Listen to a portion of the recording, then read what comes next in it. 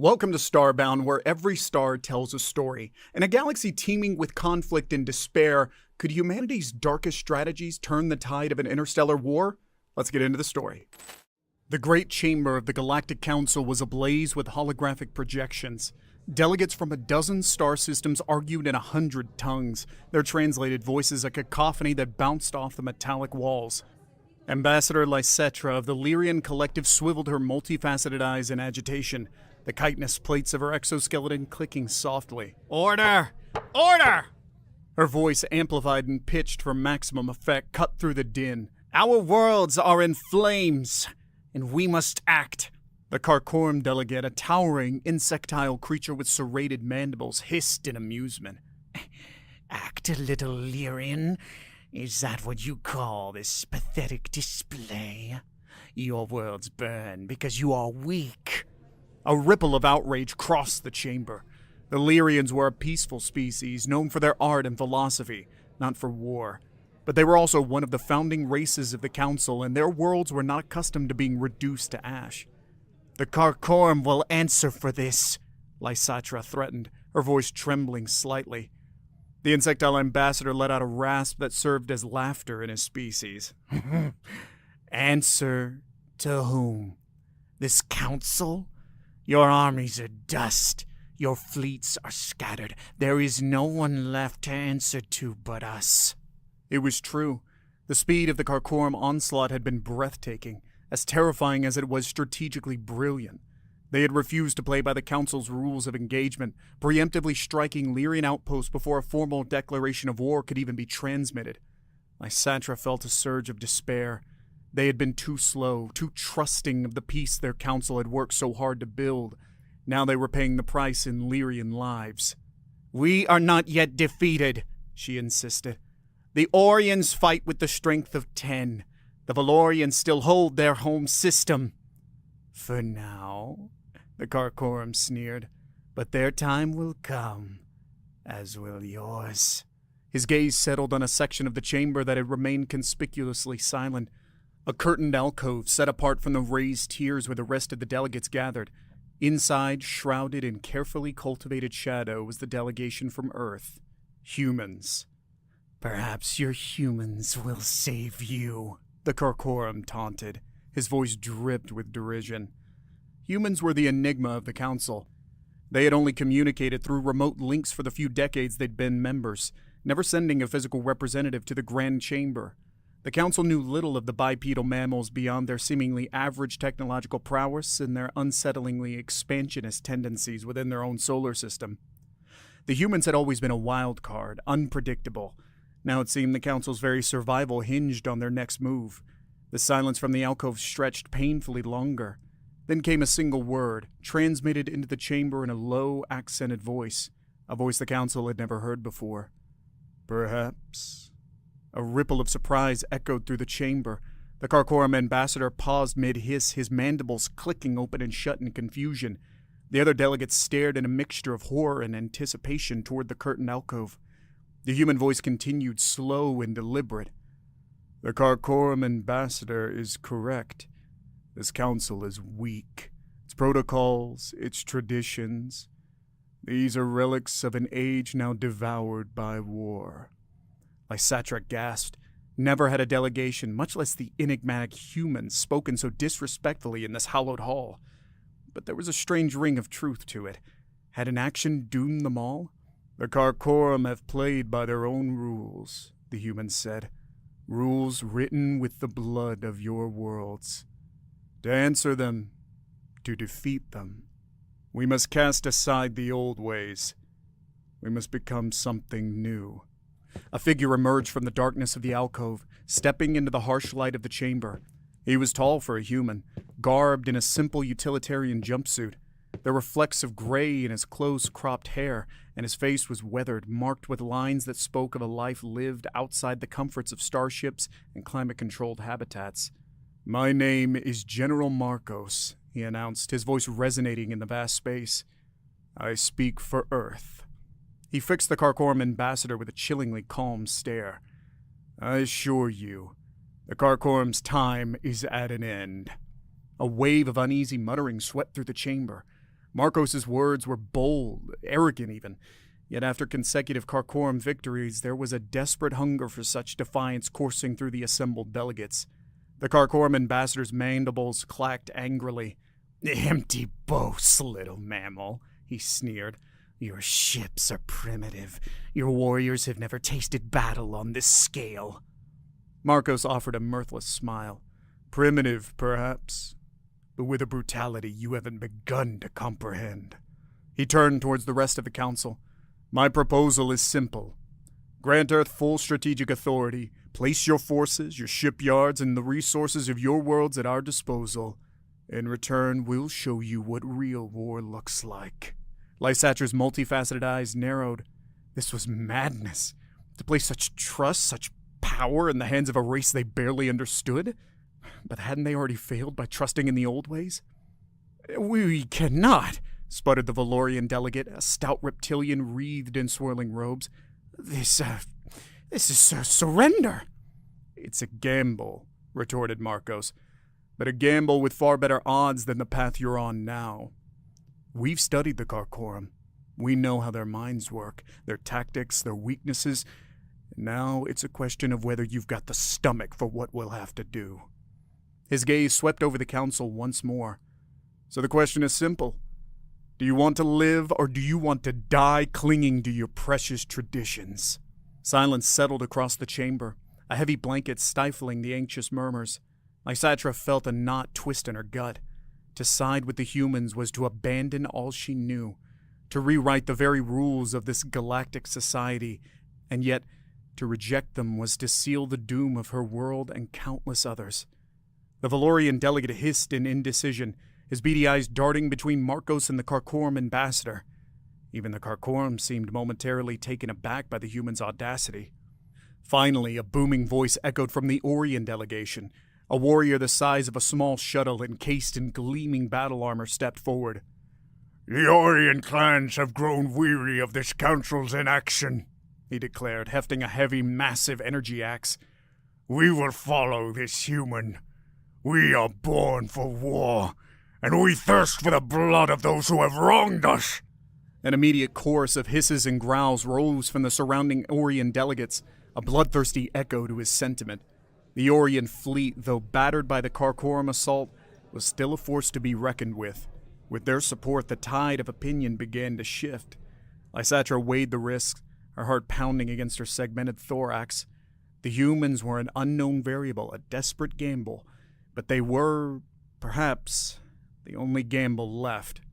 "Lyria stands with Earth," she declared, her voice rising above the din. "Let us fight fire with fire." A wave of mixed gasps and cheers followed Lysatra's decision. The Valorian representative, seeing the momentum turn, reluctantly offered his own hesitant assent. One by one, other delegates voiced their agreement, their fear slowly drowned out by a desperate need for action, fueled by Marcos's chillingly confident words. Finally, all eyes turned to the Karkorum ambassador. He reared his insectoid form, rage twisting his mandibles in a grotesque display. "You fools!" he screeched, spittle flying from his maw. "You've signed your own death warrants. The Karkorum swarm will devour you whole." Marcos simply nodded, his expression chillingly blank. "Then the feast begins," he replied. With a single decisive gesture, he turned and disappeared back into the curtained alcove. The chamber erupted into a frenzy of activity. Delegates clamored for information, for instructions, for anything that would ease the gnawing fear in their hearts. Orders echoed, urgent transmissions cut through the chaotic noise.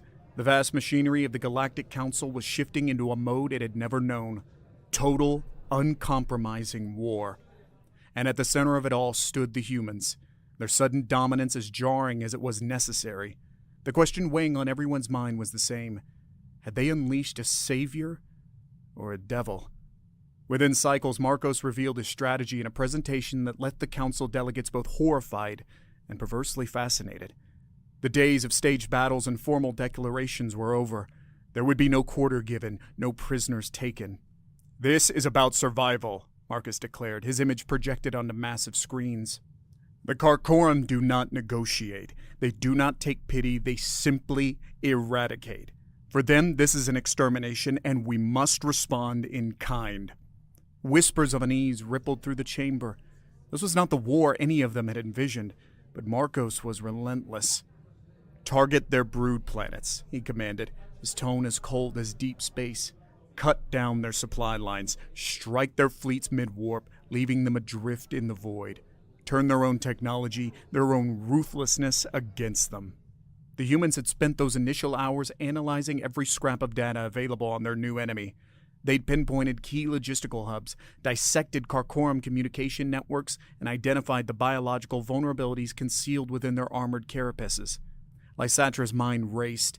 This was genocide, the very thing they'd struggled to prevent, and yet the Karkorum had forced their hand. Should she condemn her own people to extinction in the name of moral righteousness? She looked at the holographic projections of ruined Lyrian cities, the charred and broken bodies of her kin, and felt the cold steel of resolve harden within her. "Lyria will do what must be done," she said, her voice a thin thread against the rising din of the council chamber. Marcos's plan was more than just a strategy. It was a complete paradigm shift in the way galactic war was waged. While the council species had fought like civilized duelists, the humans were about to unleash the true savagery of combat upon the Karkorum. In the weeks that followed, the humans redesigned starships for speed and stealth, sacrificing layers of defense in favor of overwhelming firepower. Shipyards across the council territories hummed day and night, refitting vessels for this new purpose under watchful human eyes. Lyrian scientists, their knowledge of art and philosophy repurposed with chilling efficiency. They developed bioweapons tailored to inflict agonizing deaths upon Karkorum physiology. Orion shock troopers were trained in lightning-fast hit-and-run tactics, emerging from the shadows to cripple vulnerable Karkorum outposts before melting back into the darkness. The council hardened under human tutelage, became a weapon honed to a razor's edge. Meanwhile, the Karkorum continued their advance, arrogantly unaware of the dark storm gathering against them. Their scout ship transmissions revealed a growing confusion, as supply lines were inexplicably severed and seemingly impregnable bases fell silent overnight. When the human-led counterattack finally commenced, it came not with a flourish and bravado, but with calculated, deadly precision. Karkorum armadas caught off guard were torn apart with shocking ease. Brood worlds accustomed to generations of peace were reduced to toxic clouds. The council races, emboldened by a string of unexpected victories, fought with newfound ferocity. The tide had turned, and it had done so with horrifying speed. News of the battlefield triumph spread like a brush fire through the beleaguered council territories. The initial dread began to melt, replaced by a flicker of desperate hope. Were the humans, these ruthless strategists from an insignificant planet, truly the ones to save a crumbling galactic society? Yet, alongside every victory report came disturbing echoes of the tactics employed. The brutality unleashed matched and, at times, surpassed that of the Karkorum themselves. Some delegates whispered in private of atrocities committed in the name of survival, biological warfare, scorched earth tactics, the summary execution of prisoners.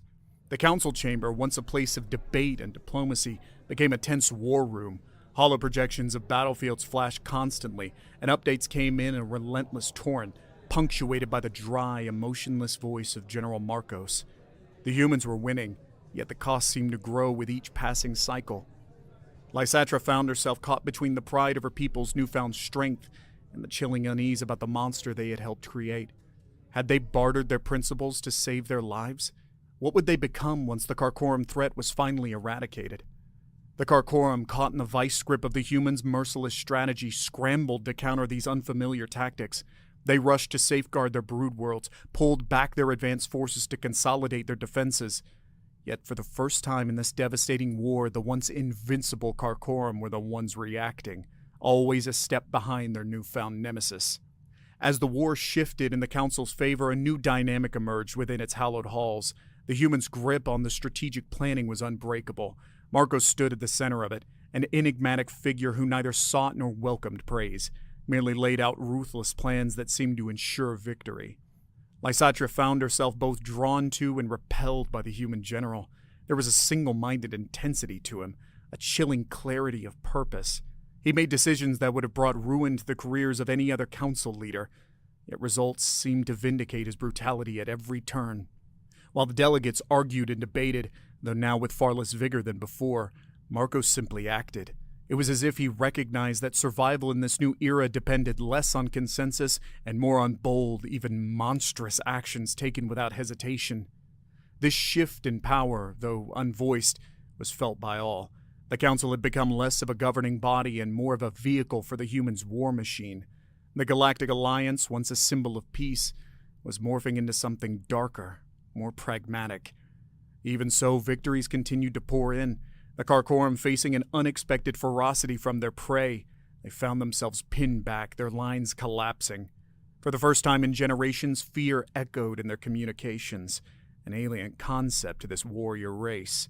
It seemed that the humans, these newcomers to the galactic stage, had somehow grasped the essence of the Karkorum better than the races who'd faced this enemy for decades, and they were going to exploit that knowledge to the very brink of annihilation. The war reached its final bloody climax on the moons of Xylara Prime, the Karkorum world. The Council fleets, now a well-oiled machine of destruction under Marcos' direction, closed in like a noose around the once untouchable core of the Karkorum Empire. The moon's bastions, heavily armed in defense of the Brood Queens, became the stage for a brutal conflict. Orion boarding parties swarmed the defenses, their guttural war cries echoing through the corridors of the moon bases. Lyrian scientists, their knowledge of biology twisted into gruesome purpose, unleashed tailored pathogens that sent ripples of agonizing death through the Karkorum ranks. From the bridge of his command ship, Marcos watched the battle unfold, his face a mask of cold determination. The Council had paid dearly for this moment. Entire worlds lay in ruin, fleets were vaporized.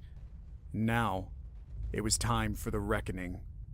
"Transmit this signal," he ordered his communication officer. A series of encrypted codes lanced out from the Council fleet, slicing through space. Hidden deep in the debris field surrounding Xylara Prime, a network of salvage Karkorum probes reprogrammed by human engineers responded. Targeting systems throughout the Karkorum defense network locked onto their most vital assets, the Brood Queens, hidden beneath the surface of the moons. Marco spoke a single word: fire.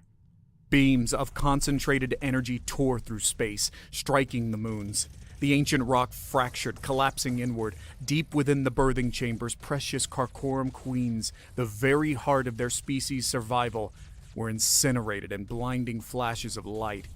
It wasn't merely a victory, it was annihilation, and with it, the war was over. In the aftermath, a tense silence settled over the Council chamber. Victorious delegates milled about, voices hushed in a mix of awe and unspoken trepidation. The Karkorum, once an unstoppable force, were now a shattered remnant, their surviving forces scattered and broken. Lysatra found herself searching for Marcos amongst the crowd, but the enigmatic general was nowhere to be seen. The alcove where the human delegation resided remained shrouded in darkness.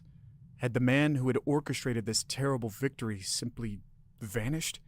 Her own species, as with many of the Council races, celebrated their survival, but were deeply shaken.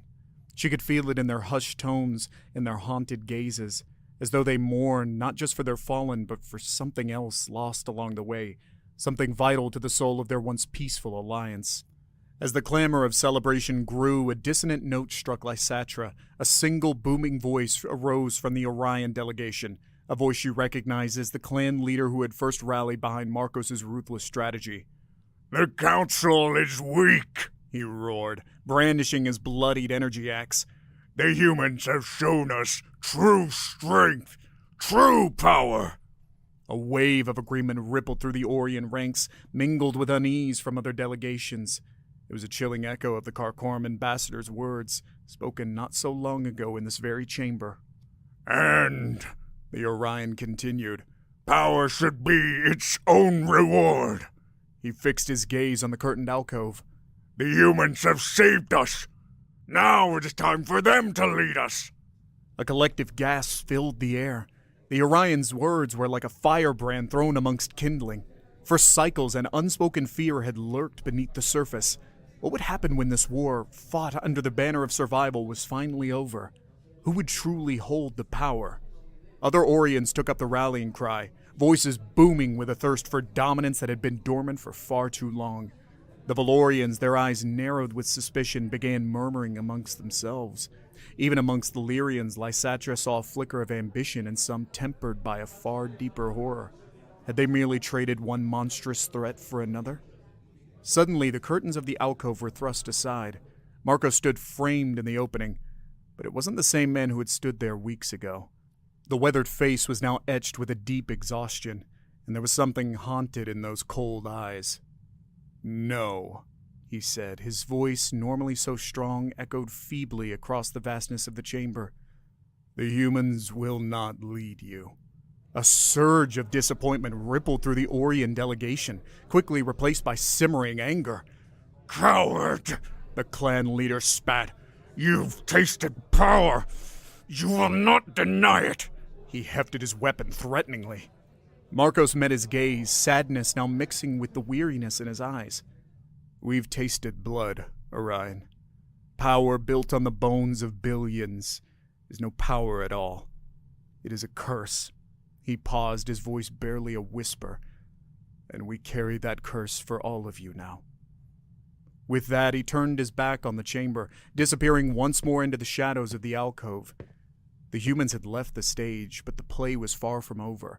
The Galactic Council, irrevocably transformed, now faced the monumental task of rebuilding not just their worlds, but their very moral compass. In the years that followed, the Galactic Council embarked on a path of uneasy reconstruction. The shattered Karkorum posed little threat, their once mighty empire now reduced to bickering remnants struggling for survival. But beneath the veneer of victory, a deep rift ran through the Alliance.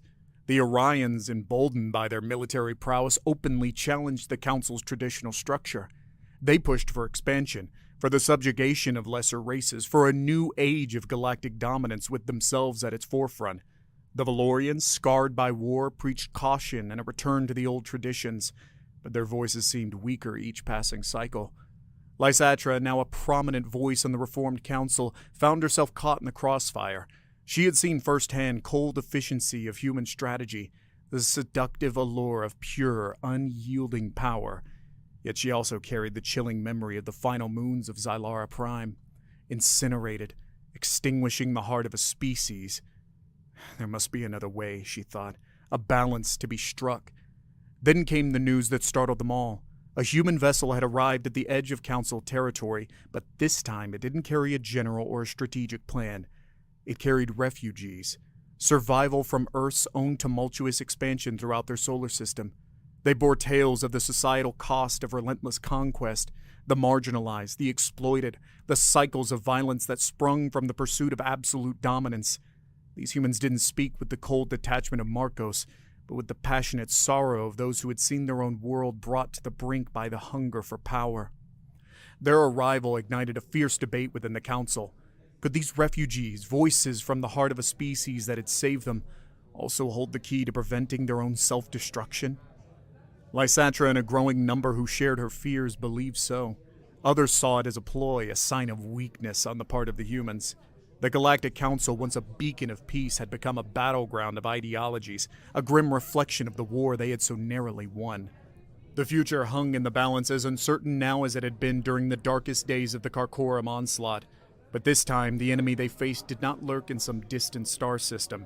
It lurked within themselves. As tension simmered within the Council, a flicker of hope emerged from an unexpected place, the shadows lingering in the wake of the Karkorum defeat. From the fringes of known space came whispers of hidden enclaves, survivors of the genocide who refused to be mere remnants of a dying empire. Unlike their conquering ancestors, these Karkorum carried a newfound humility. Ravaged, their numbers depleted, they'd tasted the bitterness of near extinction and rejected the path of brutality that had led them there. They sought not dominion, but coexistence. At first, the offer was met with disbelief, even outright hostility. The Orions bayed for their blood, a final act of vengeance to complete the war General Marcos had ended. Others, like the Valorians, urged caution, their trust in any species shattered by the devastating conflict. Lysatra saw an opportunity, a bleak echo of their own journey from blind pacifism to the blood-soaked tactics of the humans. "Change can be forged in the fires of defeat," she implored the Council. "We became what we had to be to survive. Perhaps they can do the same." Against all odds, a delegation was sent, Lyrian, Valorian, and surprisingly human, drawn from the refugees who ignited such a debate. What they found amidst the ruins of shattered worlds was not an army in hiding, but a shattered people struggling to reimagine their identity. The negotiations were fraught, haunted by the ghosts of a war still raw in the collective memory. Yet there was a shift, a recognition in the eyes of the few surviving Karkorum elders. It mirrored the turmoil the rest of the council now grappled with, the choice between vengeance and a future built on uncertain grounds. The turning point came not through grand speeches or impassioned pleas, but through the quiet resolve of a young Karkorum female, one who had lost her broodmother to the moons of Shylara Prime. "I will not raise my offspring to hate," she declared, her voice trembling but clear. "The cycle must end." The Karkorum delegation offered a historic concession. They would dismantle their remaining war fleets, open their territories to strict council oversight, and dedicate the resources to rebuilding devastated worlds. It was a gesture built on desperation and faith, a gamble that the council, having tasted the darkness within itself, wouldn't merely take revenge in another form. The council chamber was in turmoil. To the Orions, it was an act of weakness, a betrayal of those who had died at Karkorum hands. Others saw it as foolhardy, believing the Karkorum were merely feigning repentance, waiting to strike again from a position of feigned vulnerability. It was a human from the refugee delegation that broke the deadlock. An elderly woman, her face etched with a lifetime of loss, stepped forward. "We know what unchecked hunger for power does," she said, her voice hoarse. "To ourselves and to others, we have paid the price for it." She looked around the chamber, her gaze settling on the Orions with their defiant postures, and then on the hesitant Valorians. "Are you going to become the monsters you fought?" she asked. "Or are you going to build something better?" The silence that fell was deafening. Finally, Lysatra rose, joining the human woman. "We are all scarred by war," she said, her multifaceted eyes reflecting the weary faces around her. "But scars can fade. We must choose whether to let them harden our hearts or to let them remind us of the path we must not walk again." One by one, other delegates joined them, their voices forming a tentative chorus of agreement. The Orions, outnumbered and grudgingly outmaneuvered, were forced to concede, and so the Galactic Council, forged in peace and tempered in the fires of war, took its first uncertain steps towards a future where reconciliation might outshine revenge as the ultimate act of strength. It was a victory far more tenuous and far more precious than any Marcos could have orchestrated on the battlefield. The years turned into decades, and the reformed Galactic Council became a testament to the enduring power of fragile alliances. The humans, true to their words spoken in the wake of war, faded from the galactic stage. Their ships rarely ventured beyond their solar system. Their focus turned towards healing their own internal divides. Earth became a place of pilgrimage for those seeking to understand the delicate balance between strength and self-restraint. The Karkorum, under watchful eyes, slowly rebuilt, their new generations raised on stories of devastation rather than conquest. They chose a different path. They became renowned for their skills in bioengineering, their knowledge of destruction repurposed to heal ravaged worlds and mend the scars of war. The Orions grudgingly accepted the new order. They retained their warrior spirit but channeled it into the protection of the Council's borders, their strength serving as the shield rather than a spear. Lysatra, now an elder stateswoman, devoted her life to ensuring the Galactic Council never strayed far from the lessons learned in the War of Annihilation. The specter of Marcos and his ruthless strategies was never forgotten. Hollow recordings of his declarations remained locked in the deepest archives of the Council, a perpetual cautionary tale. There would always be those who whispered of the necessity of his tactics, who saw unchecked power as the surest path to security. But there were more who spoke of the survivors from Earth, of the quiet resolve of the reformed Karkorum, and of Lysatra, whose multifaceted eyes had seen both the abyss of war and the tenuous hope of something better. And so the Council endured, a patchwork of fractured alliances constantly tested and mended. For in a vast galaxy filled with the echoes of conflict, true peace was an unachievable ideal. The best they could hope for was the courage to navigate between war and ruin, to forever strive for the day when the words, "When humans joined the war, it was over in hours," became the dark chapter of history and nothing more.